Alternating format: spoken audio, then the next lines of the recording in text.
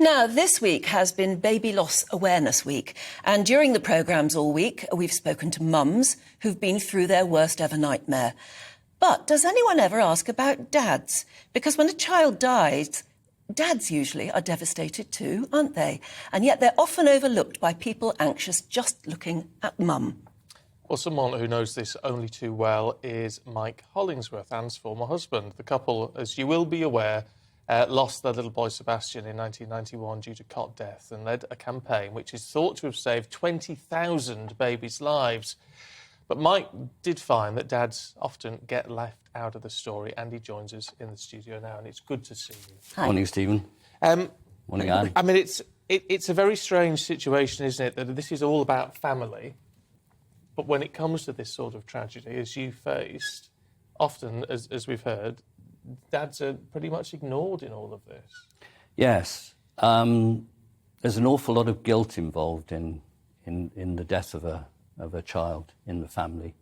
And you are encouraged, I think, still, although things have progressed, you're still encouraged as a man to bottle up your emotions. And I think I'm just winding the clock back to 31 years ago, which is when Sebastian died. All the things that had to happen in the family as a result of a death.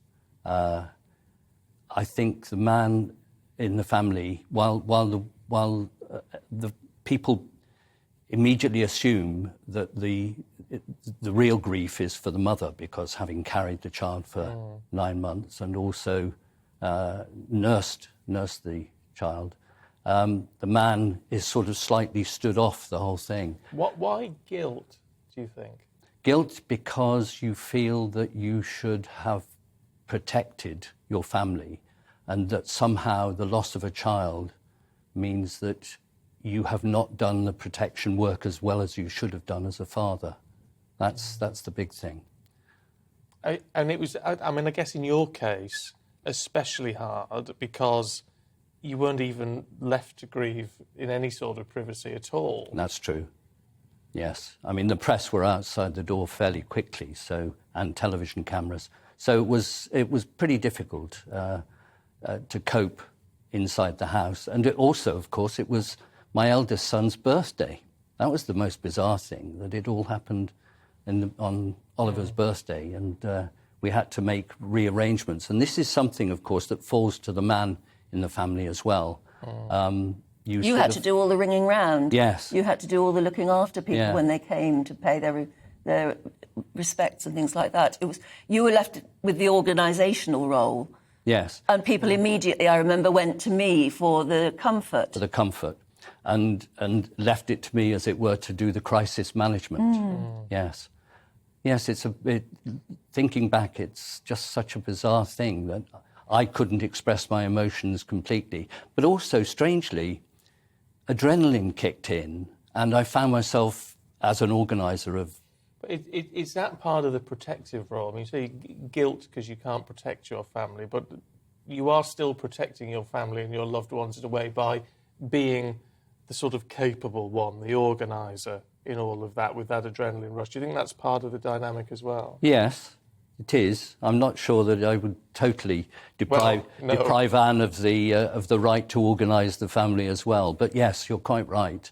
There was a lot of organisation to be done, because, as it happens on this particular occasion, we'd arranged for a big party to take place. So I had to ring round all the people who were expected to be at the party. I had to ring the school where the boys were going, that they wouldn't be in, that sort of thing. So yes, there was an awful lot of organisation to do.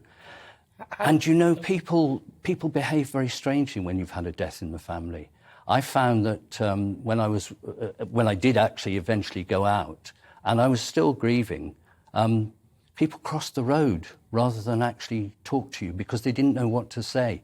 And there was one person I always remember who knew how to handle me, as it were, the chap who used to do our garden, a chap called Bunny, a Rastafarian. And I saw him as I was walking outside. He was driving his van. He stopped the van and jumped out, and there were cars piling up behind him.